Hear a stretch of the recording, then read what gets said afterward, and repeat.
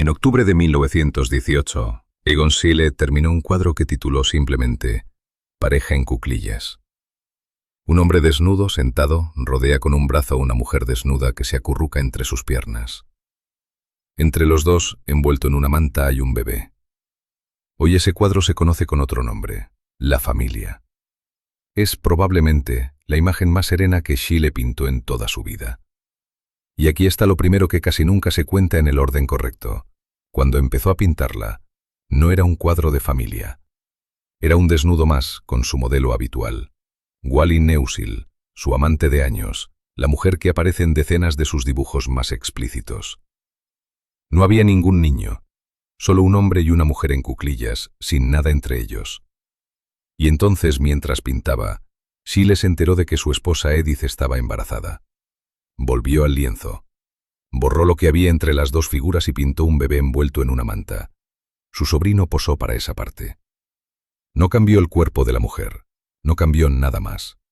Simplemente añadió, en el hueco que había dejado vacío, al hijo que estaba por llegar. Es un cuadro de un futuro que Schiele todavía no había vivido, hecho encima de un cuadro de un presente que ya no quería pintar. Nunca llegó a ver ese futuro.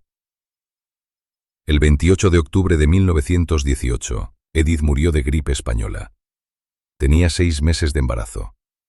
3 días después, el 31 de octubre, Schiele murió de la misma enfermedad. Tenía 28 años. Esa es la versión que se cuenta siempre, y es verdad.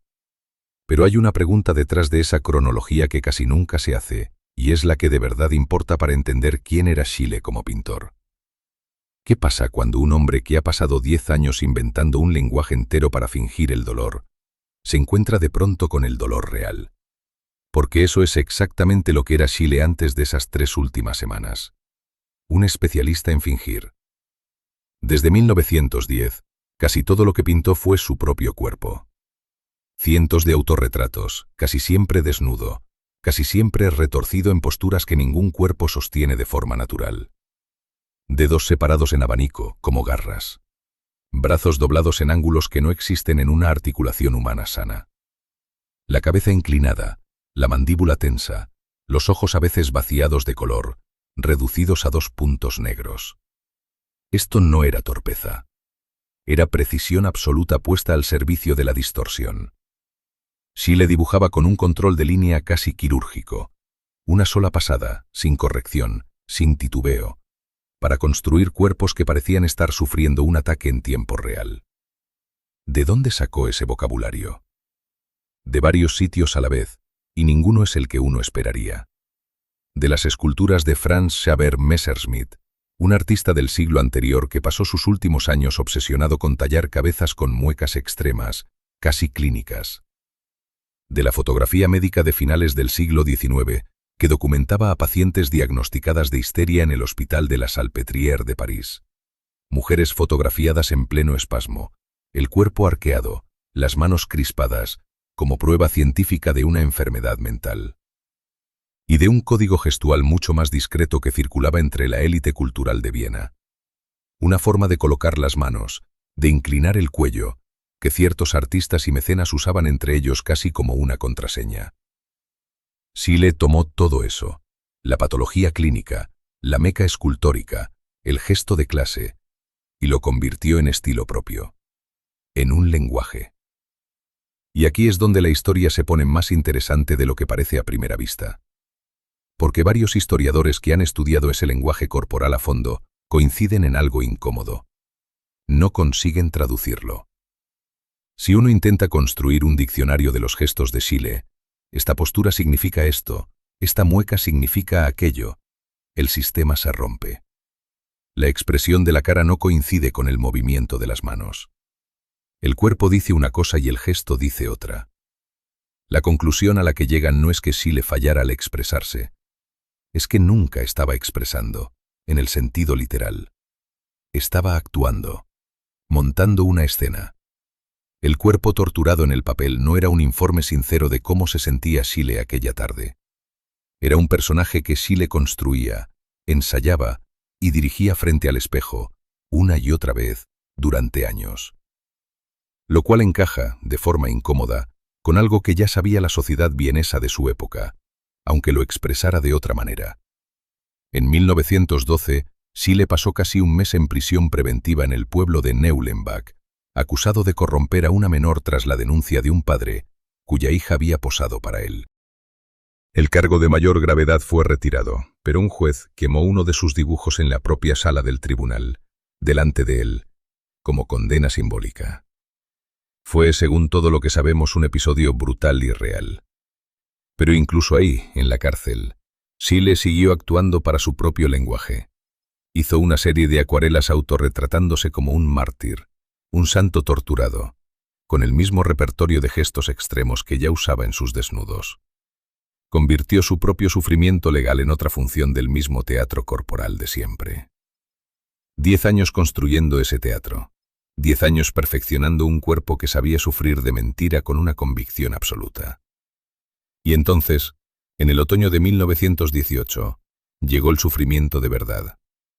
Primero fue Gustav Klimt, su maestro, la persona que lo había apadrinado desde adolescente, muerto en febrero de ese mismo año por la misma pandemia que se llevaría después a su propia familia. Después, en marzo, el éxito. Schiele por fin vendía, por fin exponía con triunfo en la secesión de Viena que tanto había anhelado. Y luego, en cuestión de semanas, todo se derrumbó. Edith, embarazada, cayó enferma. Schiele dibujó su rostro afiebrado mientras la fiebre subía. Ella, todavía con fuerzas, le escribía en su cuaderno: «Te amo eternamente». Murió el 28 de octubre. Schiele, ya contagiado él mismo, le escribió a su hermana Gertrud una nota de 4 palabras. Edith Schiele, no más. Y aquí está el detalle que de verdad quiero que veas, porque es el que cierra el círculo de todo lo anterior.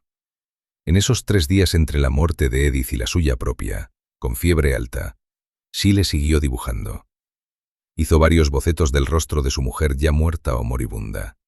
Y esos dibujos, sus últimas obras, junto con la familia, no tienen nada que ver con el lenguaje que había construido durante 10 años. No hay manos en abanico, no hay ángulos imposibles, no hay mueca teatral. Son, según quienes los han estudiado, notablemente más realistas, más tiernos, más desnudos de artificio que cualquier cosa que Schiele hubiera dibujado antes. El especialista en fingir el dolor, cuando se encontró por fin con el dolor real, dejó de actuar. No sabemos si fue una decisión consciente. Es muy posible que con fiebre de 40 grados y la mujer que amaba muriéndose delante de él, a Schiele simplemente no le quedara energía para montar una escena. El cuerpo torturado que había perfeccionado durante una década necesitaba control, precisión, un espejo, tiempo. Y en esos 3 días no había nada de eso. Solo había una cara real, deshaciéndose, y una mano que todavía sabía dibujar. Pero hay otra forma de leerlo, más inquietante. Y es que quizá Schiele, sin saberlo, había estado ensayando toda su vida para ese momento exacto sin tener nunca la intención de llegar a él. Que el cuerpo distorsionado, el grito fingido, el gesto sin traducción posible, fueran en realidad la forma que un hombre joven encuentra para practicar el dolor en un entorno controlado. El papel, el espejo, la pose que se puede deshacer y volver a empezar, antes de que el dolor real llegue sin avisar y sin posibilidad de ensayo. Si es así, entonces los autorretratos contorsionados de Schiele no eran un anuncio de su propia muerte, como a veces se cuenta con un poco de ligereza retrospectiva. Eran lo contrario, el simulacro que un cuerpo joven necesita construir para creer, durante 10 años, que tiene algún control sobre el sufrimiento. Y el simulacro funcionó exactamente hasta el día en que dejó de hacer falta, porque el sufrimiento real ya no estaba esperando su turno frente al espejo. Quedan hoy 2 imágenes finales de Egon Schiele que conviene mirar una junto a la otra.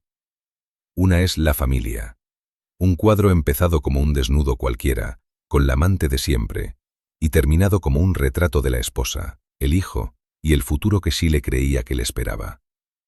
Pintura sobre pintura. Un futuro encima de un presente que ya no encajaba.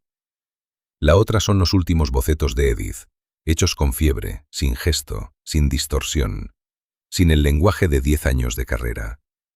La cara de una mujer real, muriéndose de verdad, dibujada por un hombre que por primera vez no tuvo que inventar nada. Schiele pasó su vida entera perfeccionando un código para fingir el dolor con un control absoluto sobre cada línea. Y al final, cuando el dolor llegó de verdad, ese código no le hizo falta. ¿Significa eso que todo lo anterior era mentira? ¿O que el lenguaje corporal que inventó durante 10 años era, sin que él lo supiera, la única manera que tenía un cuerpo de 28 años de prepararse para algo que ningún ensayo puede preparar de verdad?